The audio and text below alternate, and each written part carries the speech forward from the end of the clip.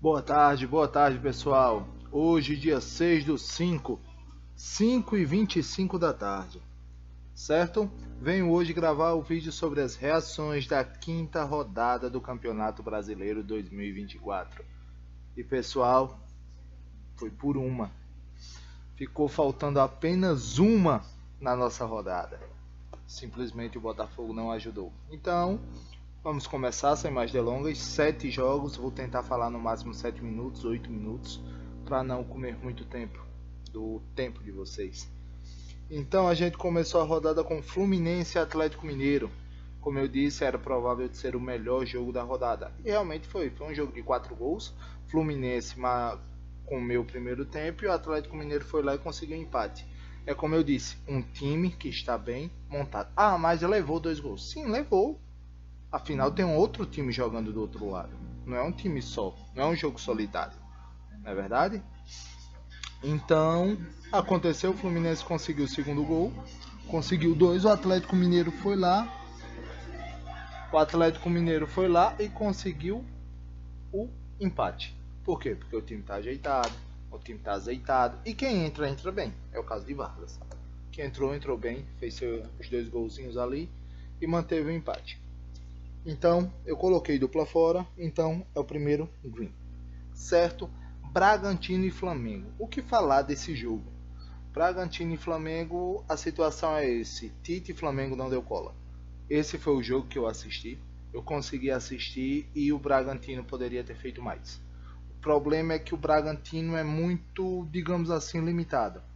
Eduardo Sacha não vive seu melhor momento. E o menino do lado esquerdo, se eu não me engano, Vitinho. Vitinho, ele é colocado para fazer tudo, mas tem uma hora que ele cansa, e foi isso que aconteceu. No segundo tempo ele não teve mais fôlego, não teve mais pique para continuar atacando. E foi aí onde o Bragantino simplesmente fez um gol, recuou todo o seu time e jogou no segundo tempo atrás de um contra-ataque, que não conseguiu. Que se você joga no contra-ataque, suas linhas ficam atrás do meio campo. Agora eu não sei como é que você joga no contra-ataque e suas linhas ficam perto do meio campo para levar um contra-ataque. Não entendo. É tanto, fora lembrando o lance que teve lá com o Luan Cândido, que ele sofreu a falta e levando o cartão vermelho, o juiz olhou o VAR e retirou o cartão vermelho. Mas cá entre nós, se fosse esse cartão vermelho para o Bragantino, poderia ser que o Flamengo tivesse tido mais perigo. O que está acontecendo muito no time do Flamengo que eu percebi tá um time muito individualista. Qualquer pessoa que pega a bola no meio campo para frente quer resolver sozinho. Quer driblar 1, quer driblar 2, quer driblar 3, quer chutar no gol. Pedro foi a principal vista disso, o principal reflexo disso. Por quê? Porque Pedro, toda bola que pegava, queria puxar e chutar. E cansou de errar. É tanto que o jogo saiu de quê? De uma bola achada por De La Cruz, que hoje em dia podemos dizer que é uma das melhores contratações do futebol brasileiro. Certo? O empate 1-1. Novamente um time dominou o primeiro tempo, outro time dominou o segundo tempo. Sem mais novidades. Corinthians e Fortaleza, onde eu coloquei o dupla fora. Esse eu também assisti. Motivos óbvios, logicamente. E o Corinthians jogou bem. Apesar de uma coisa que eu estou percebendo no futebol brasileiro é que a maioria dos times são capenga. Eles só atacam de um lado. E o Corinthians, pronto, achou a boa fase de Wesley, é só bola para Wesley. Fagner desceu 2, 3 vezes enquanto pôde, enquanto teve fôlego, e aí bola para Wesley. E aí o Wesley tenta puxar 1, puxar 2, não toca, aí puxa 1, puxa 2, não toca, não chuta, não faz nada, perde a bola. Isso é normal, isso está acontecendo com muita frequência, e isso com o tempo fica previsível para os outros times. O time do Fortaleza também tomou conta no segundo tempo, mas por que o Fortaleza não tomou conta desde o começo? Porque Vojvoda botou poucos jogadores, trocou todo o seu ataque. Tava lá Breno Lopes, meu Deus do céu, perdeu inúmeras chances. O que brilhou, o goleiro Carlos Miguel do Corinthians e João Ricardo, se eu não me engano, eu sei que termina em Ricardo, do Fortaleza, não tá no gibi. Jogaram muita bola, defenderam muito, principalmente o do Fortaleza. Eu pensei que ia ser um dupla fora, com o Corinthians levando aperto, mas jogou bem. Tem que jogar melhor. Tem que ganhar o jogo. Não adianta só apertar, jogar bem e não fazer gol. Tem que melhorar. Mas, como foi colocado, dupla fora pro Fortaleza. Foi dupla fora, foi um 0-0. Próximo jogo, Atlético Paranaense e Vasco. O único que eu disse que era favorito, sem sombras de dúvida. E o que aconteceu? Ele foi lá e ganhou. Eu imaginava uma goleada, já que com 4 ou 5 minutos de jogo, o Vasco já estava com um jogador a menos. Eu imaginava, não, vai sair outra goleada. Mas foi no 1-0 e ficou. Ou seja, o Atlético Paranaense também dá demonstrações que não está tão bem. A verdade é essa. Próximo jogo vem a ser Vitória e São Paulo. Eu assisti partes do jogo, não vou dizer que eu assisti todo. Eu assisti partes do jogo e novamente o Vitória não conseguiu a vitória. O São Paulo foi lá, conseguiu ganhar por 3-1, fez 1-0, sofreu um empate, depois foi lá, marcou mais o 2 e foi um jogo, podemos dizer que tranquilo. 3-1, jogando com um jogador a mais, diga-se de passagem também, porque o Vitória teve um jogador expulso logo no começo. Então é só... Desculpem.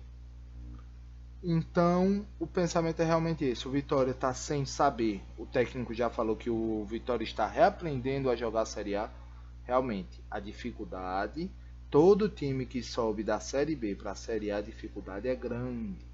Você tem que se manter, tem que ter jogadores com vontade, técnico com vontade, que traga ideias novas e tudo mais.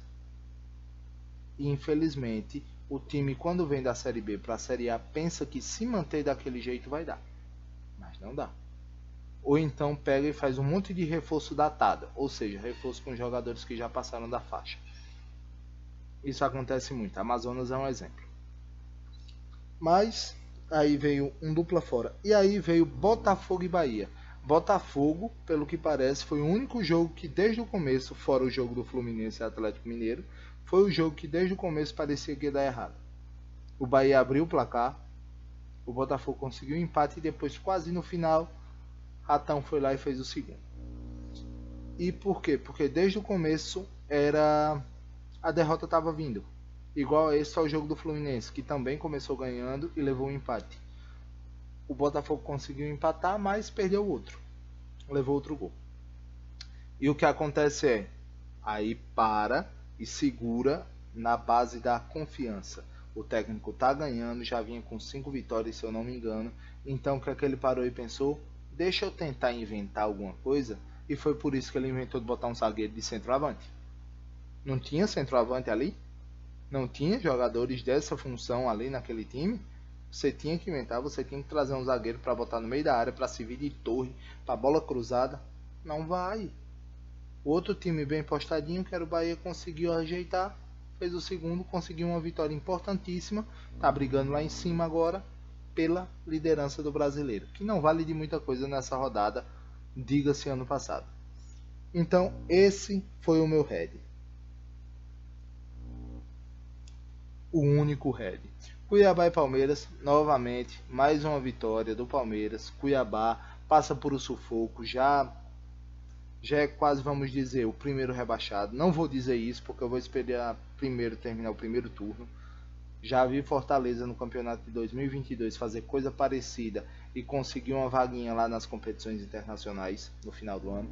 Então vamos aguardar mais um pouco. Mas Cuiabá e Palmeiras, novamente um jogo do Palmeiras sem passar sufoco, na tranquilidade, fazendo o golzinho dele, depois fazendo o segundo. Todo mundo hoje gabola, enchendo o saco, enchendo a bola de Estevão. Que jogador, que tipo de jogador. E vai pra frente, que menino, que esmeralda, que joia brilhante. Mas calma, deixa o menino aproveitar, tá certo? Tem que hajar outro, o mercado funciona assim. Então pessoal, esse foi mais um Green, empate fora. Nessa rodada de 7 jogos, eu acertei 6, errei apenas 1, certo? Então vamos estudar, vamos tentar melhorar, para trazer novidade, para tentar acertar os benditos, todos na próxima rodada. Já lembrando que, próxima rodada, todo mundo sabe. Situação no Rio Grande do Sul deu uma estabilizada, mas ainda continua tudo alagado. Para não ter alagamento, o rio precisa estar 3 metros ou é menos de 3 metros. Hoje o rio está 5,30. Deu uma estabilizada, parou de chover, mas tem as notícias que voltam a partir de quarta a chuva novamente. A CBF já comunicou que a rodada desse final de semana com os 3 times, ou seja, Grêmio, Juventude e Internacional, também não vai ocorrer. Então a próxima rodada do Campeonato Brasileiro, a sexta rodada, só terá 7 jogos válidos para a rodada. Tá ok? Quem puder, quem tiver a condição, não é obrigação, certo? Não é obrigação. Mas quem tiver a condição, procure, tem QR Code, procure agências, ONGs, tente mandar para lá, ajuda que você puder e ajuda que lhe couber mandar, tá certo? Então, pessoal, muito obrigado. O clima fica até um pouco triste porque realmente a gente querer falar de futebol é meio devagar, a gente sente um pouco.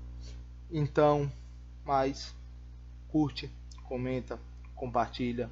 Provavelmente hoje ainda estamos numa segunda-feira, tem rodada com Libertadores e Sul-Americana.